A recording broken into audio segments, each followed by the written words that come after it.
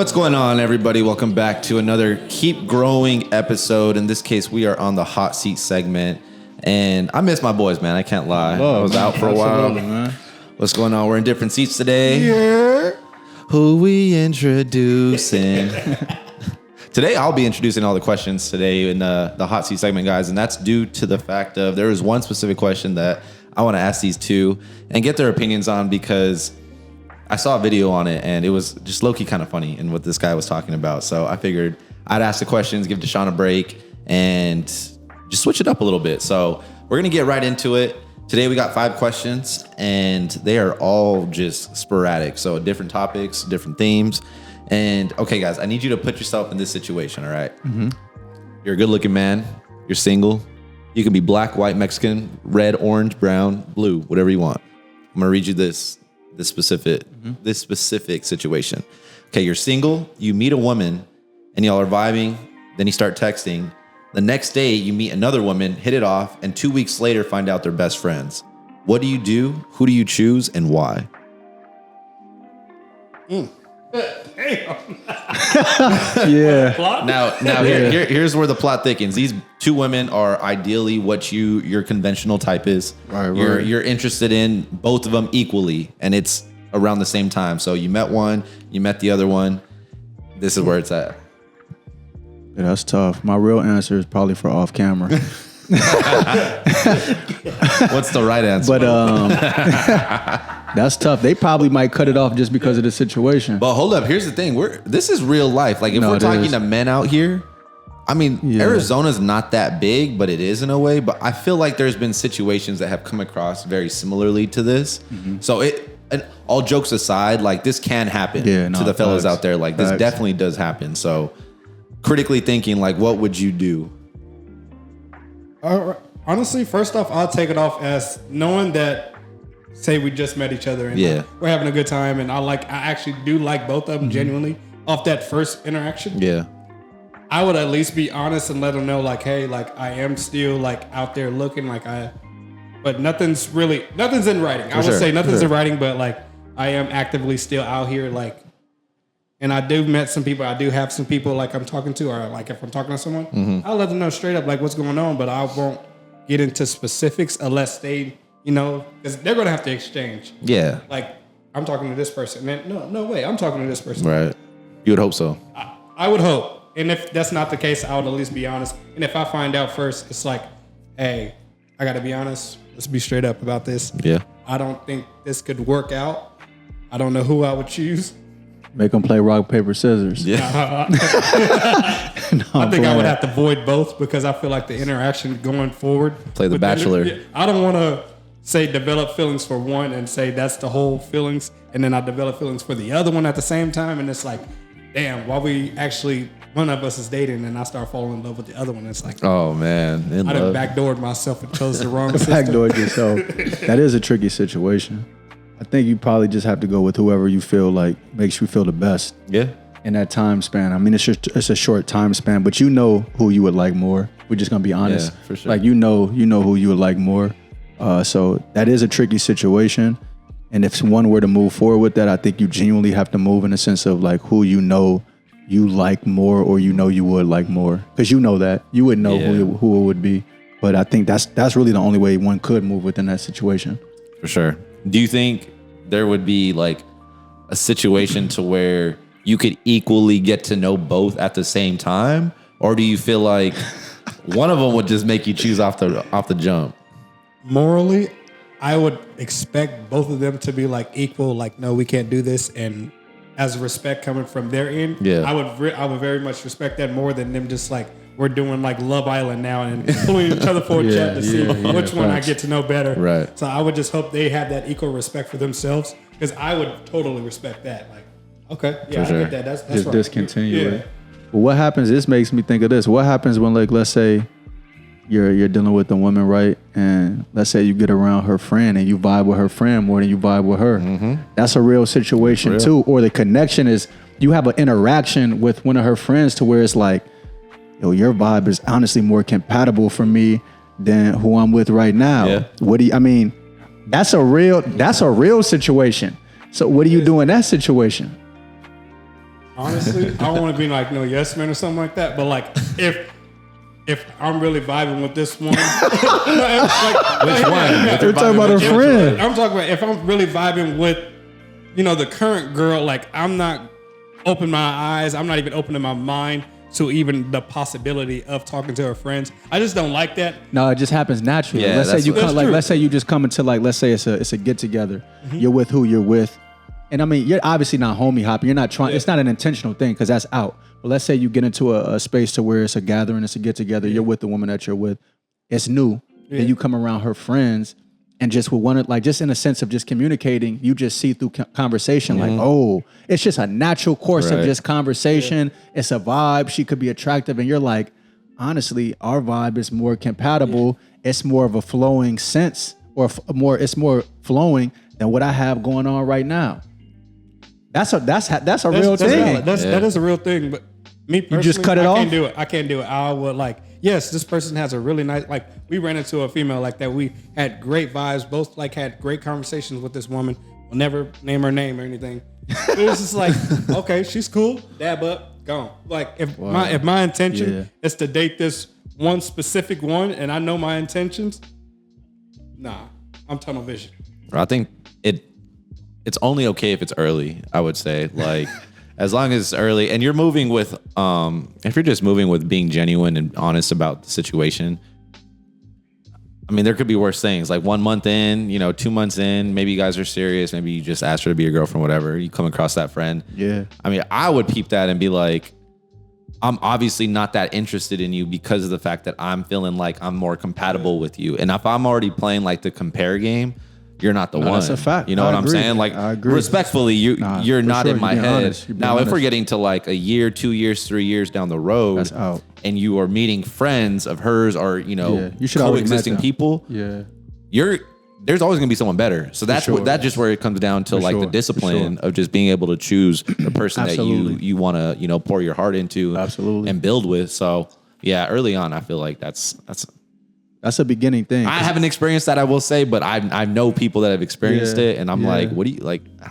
How do you handle that situation? Yeah, I've seen situations like that. I mean, if it's reversed, I'll just say, let's say, I'll use myself for example. For sure. If it's reversed, and let's say I'm in a situation and a woman gets around one of my homies and I'm gonna tell one of my homies like, hey, look, check it out. Oh shit! Make your move. Do your thing. Shit, I'm never gonna stop. No, for sure. But you're saying never gonna stop. She would tell you like, I'm feeling you. No. If I'm with a woman, and I see. I'm around my homies. And like, I see you. Let's just say hypothetically, she's like vibing with one of my boys. Right, I see. I'm gonna tap my boy like, hey, bro, do your thing. Because once it's already out, you can't like. That's where dudes get jammed up. Now you're trying to stop something, and you're trying to hold something back. Yeah. It's already out there. Like, just keep it moving. It's plenty of fish in the sea. You can't you can't trip about that. Like it doesn't matter if you're smooth, if you're not. It doesn't matter in regards. It's irregardless to any situation. If it happens, regardless of who it is, I'm just using myself as an example. I would tap my boy like, hey, do your thing, and just maneuver. Because once you see it, what are you just gonna be mad? Some will. Some will. I'm looking. But what can you do about it? No, you can't. It's already out there. Yeah. It's already out there. So just accept it. So tap your boy like, bro, do your thing. What would you do if a homie told you like on the other side of it, like let's say I brought a girl, she's feeling you, and I was like, hey bro, like please just not her. Bro, I've been in situations like that. What would you do? I did. Yeah, you respected it. Yeah, I've been in situations like that to where it's like. That's wild though. I never heard of that. Yeah, to where I'll tell you off camera because some things is not for the camera, but it's like I've been in situations to where, it's been like, please don't. no, for real. And it's like, of course, with certain if it's your boy, like never. Come on now, we don't even play those type of games, but. I'm just saying certain situations I've seen to where it's like, Julian, chill. Yeah. Like, all right. Honestly, yeah.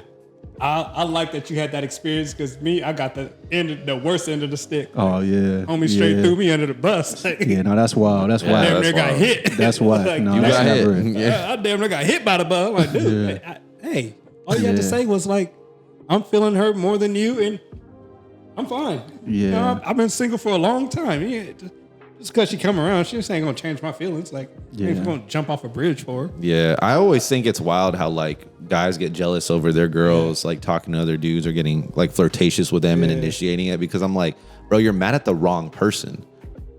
Facts. Like, you're mad at the person that she's feeling. You should be mad at her.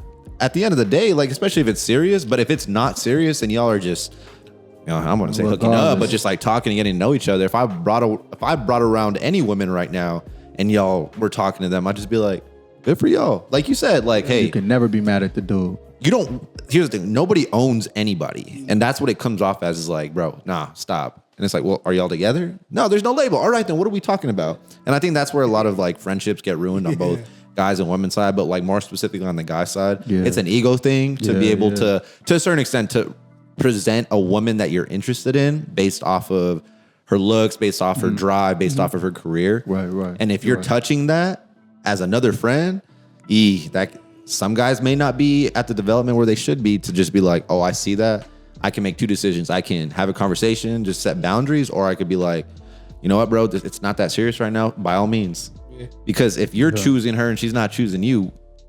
And that's why I say, what's the conversation for? Because once you've seen it, it's out there. Right. So what are you trying to maneuver at that point? If anything, you're gonna be bypassing something that you've already seen. So what are you having a conversation? Once it's out there, that's why I say, if I use myself as an example, if I were to see that, I'm tapping my boy like, bro, do your thing.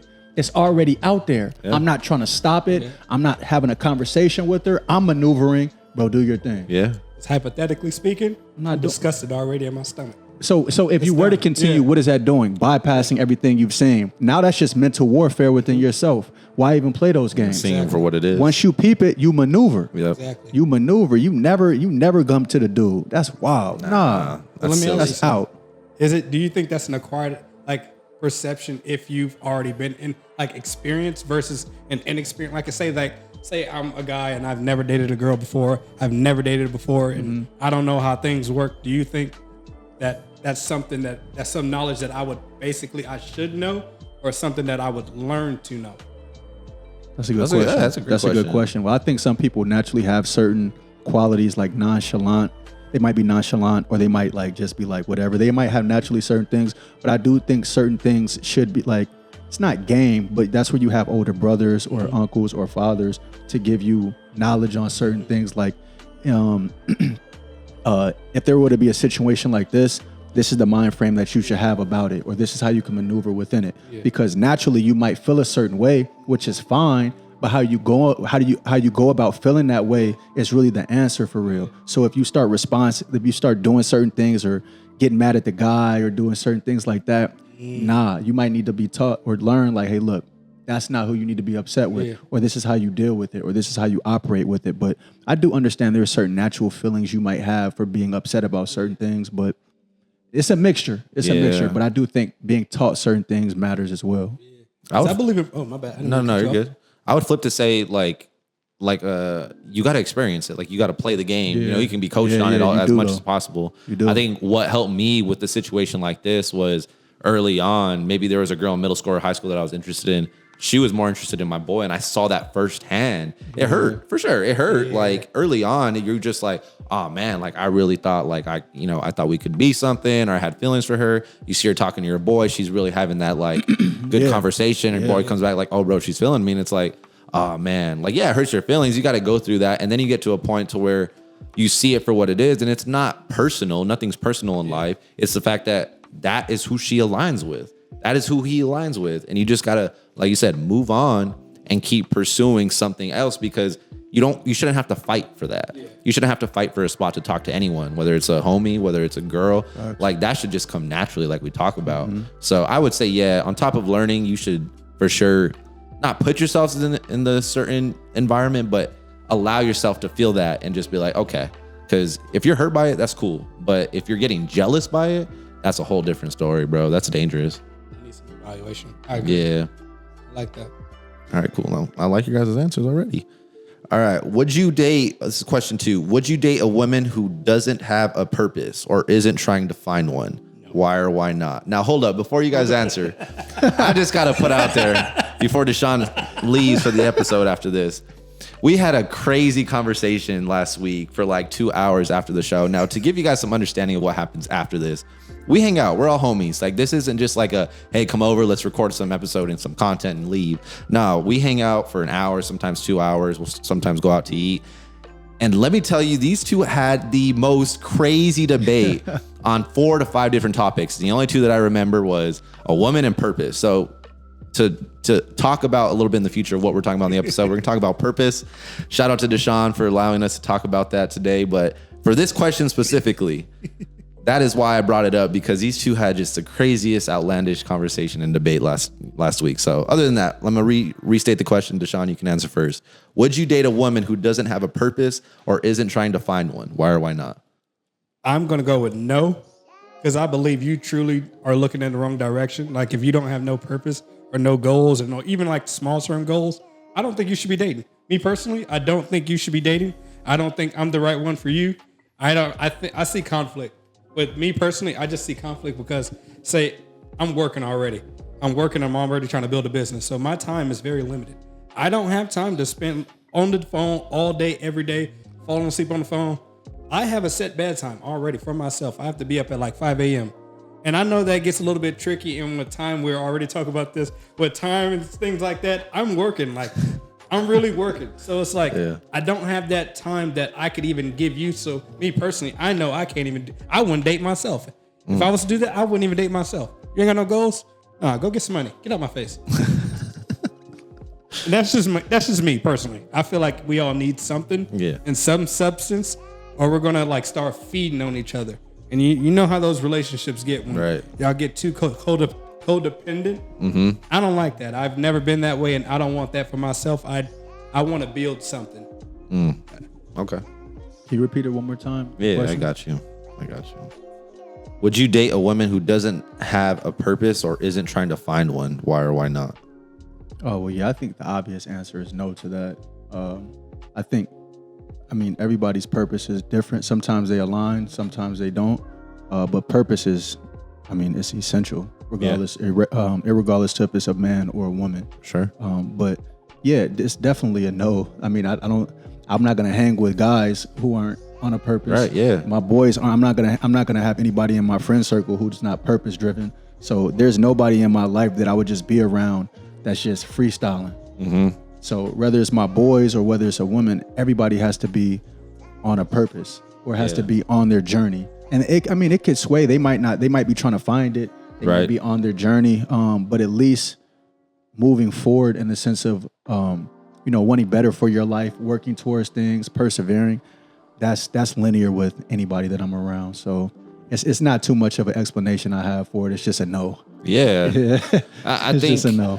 I think for like the sake of things, like as guys that are looking to dating and, in the process of trying to find a woman, I think it is essential to have somebody that is aligned with the foundation to work towards a purpose. Now, if the question was, I would say rearranged to the fact of like, would you date a woman that doesn't have a purpose yet? I think that's where it starts to get into a gray area because, we're 28 years old and the facts of it, and we'll talk a little bit more about it in the episode. A lot of people don't come across their purpose until they're in their like late 50s, 60s, bro. Like some people don't even know what their purpose is because they haven't done the searching or just they genuinely don't know what their calling is in life. They haven't had that like sense of understanding of what that where that should take them. Right. And I think it as easy as it can come for like myself finding my purpose very early in life, I think it's very challenging to find that. But I do think there are women out there that have their aligned purpose and that I would find more attractive than a woman that doesn't have a purpose. Absolutely. So it is a gray area. Now I've met women that don't have a purpose. I don't think they're bad people or they're not of worth time. I just think that for me, knowing what I wake up to do, what I go to sleep thinking about doing, it's hard to explain that to somebody. It's like, playing in the NBA. Like nobody could tell me and make me feel like I know what it's like to play in the NBA. Right, you just got to do it. Absolutely. So what are your guys' thoughts on that before we get into the next question? What if that question was rearranged to having or adding the word yet to it? Because she's on her path. Like she's working towards finding a purpose, but she hasn't found it yet. To me, honestly, if in that case, I see someone that is trying. Like, some people like say you get 3 to 4 years in college, Yeah. and you realize you don't want to do this major anymore. You can switch. Absolutely. And that's absolutely fine. You're absolutely fine to restart and start over and everything like that. But I want to see, at least for myself, you doing something that is bettering yourself.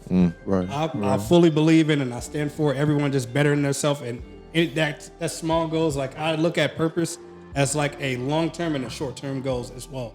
Like, yes, you can make short-term goals on a purpose, but like, I don't expect you to say like, I want to be married by 26. I want to have kids by 27. I want to be a billionaire by 28. I don't expect you to have that cut in stone because I know when time comes, you never know what could happen and you could be left on your behind today.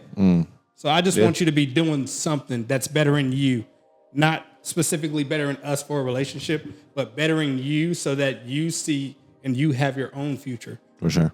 Go ahead. I'm gonna cut that one because I feel like it can get a little gray area off camera. Yeah, I would just say continuous forward motion. That's ultimate. And just seeking. So with those two things together, that's all one can really like ask for. Yeah.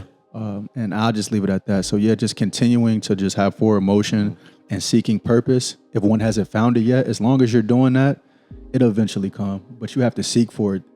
And I think once those two things come together, everything else would be cool. But those things are the basis. Got it. Okay. Well said. All right. Question 3. What's one moment in your life where you felt completely lost, and what did it teach you about purpose?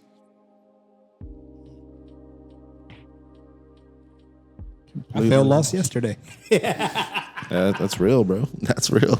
But honestly, I always start, once I get the feeling like that, I'm one of those people that I'll beat myself up about certain things. So it's like, I'll beat myself up. And once I get through that and I start realizing like, hey, stop doing that, either pray about it or find another source, like go work out or something, go figure out something else to take my mind off of that and to get me back to thinking like strategically, like stop all that, like that cloud from mistaking.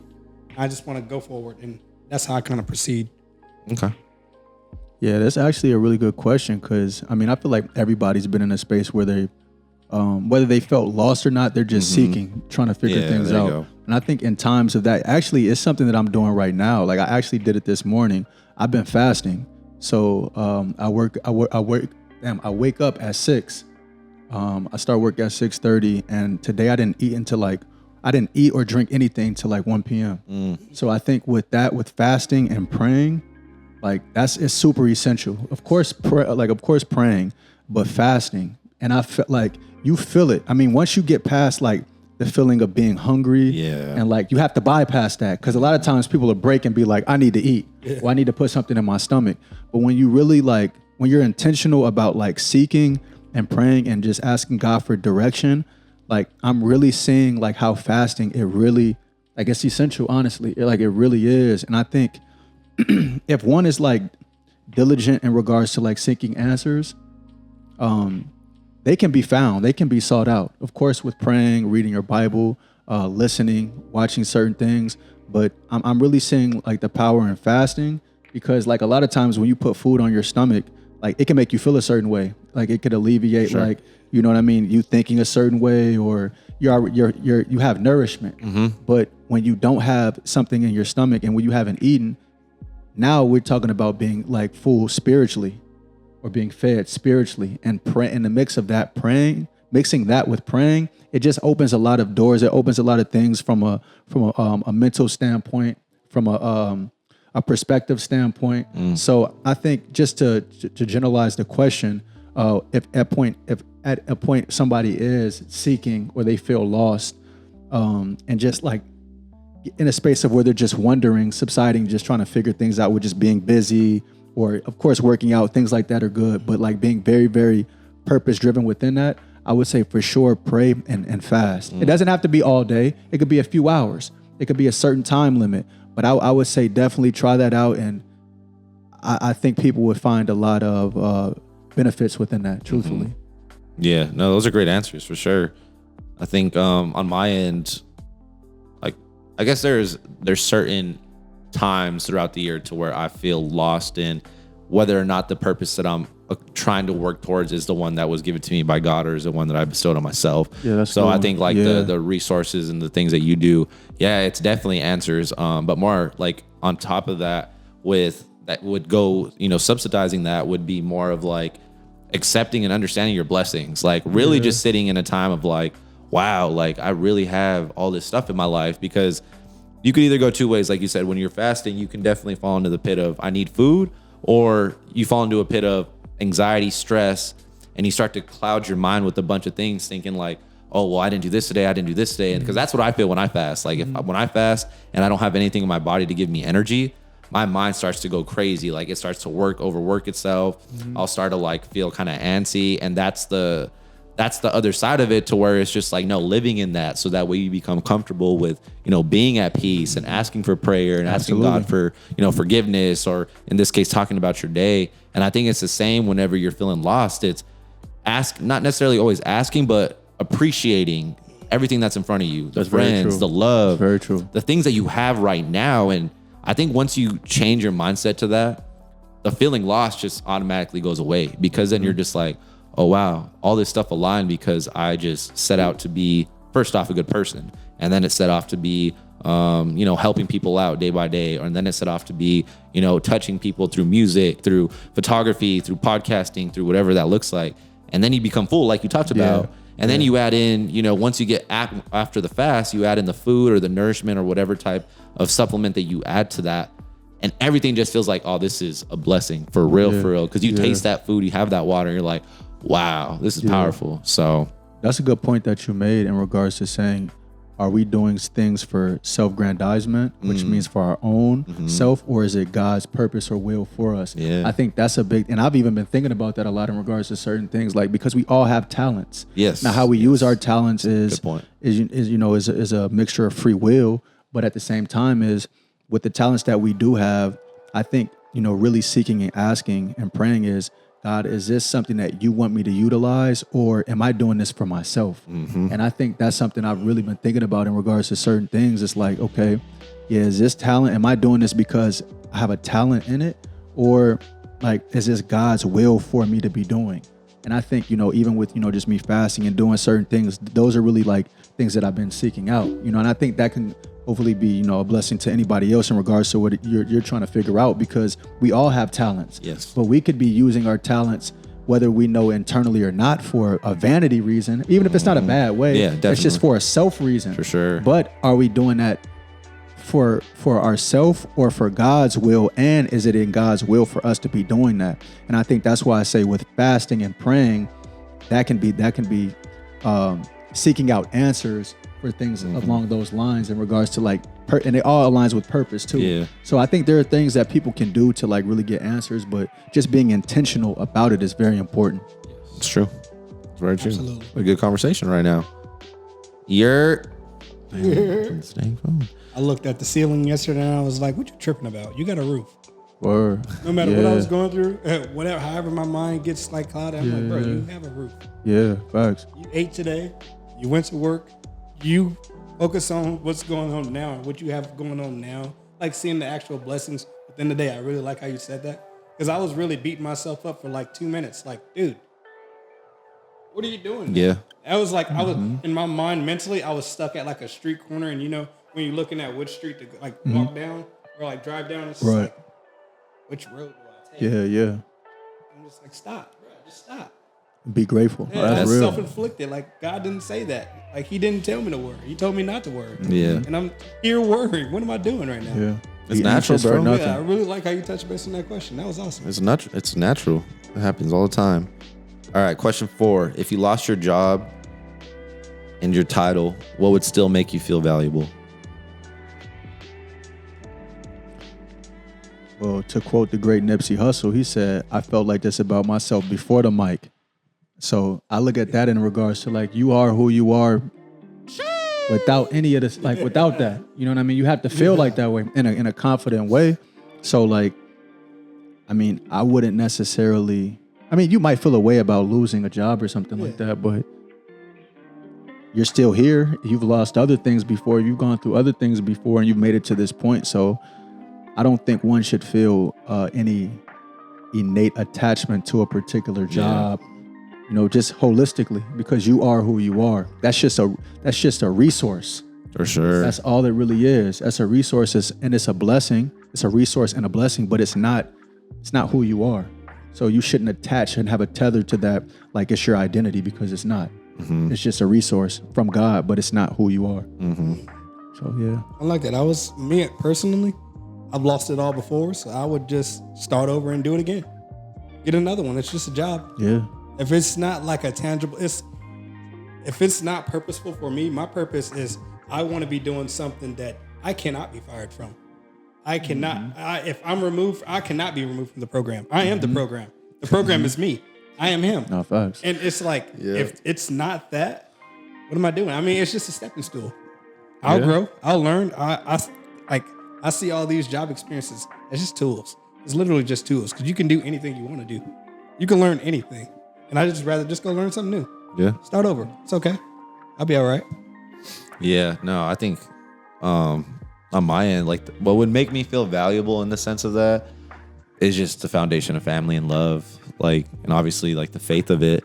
I think if your foundation is built on, like we talk about, titles, money, talents is like the biggest one, because I feel like a lot of us identify ourselves from the talent or the things that we're good at. Yeah. And that's what makes the ego go crazy sometimes, and it needs to get checked. But if I was to lose everything, it would definitely fall down and fall back to like the whole sense of I have a family that loves me, that, you know, if something did happen, thank God they would step in because they love me. It's all out of love and care.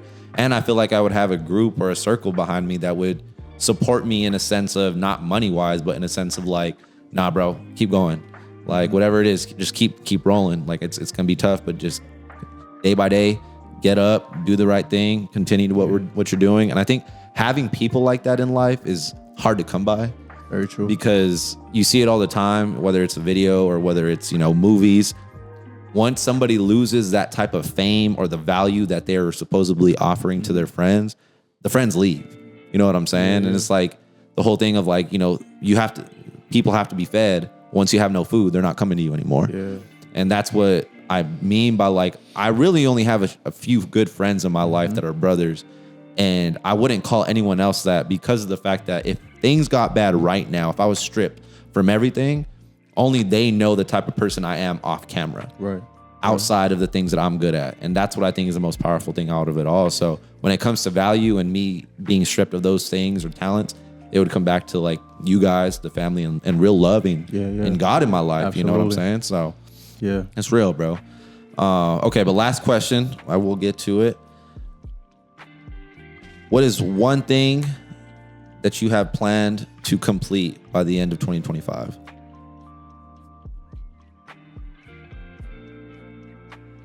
I want one. That's vague of me. One thing I will accomplish by the end of 2025.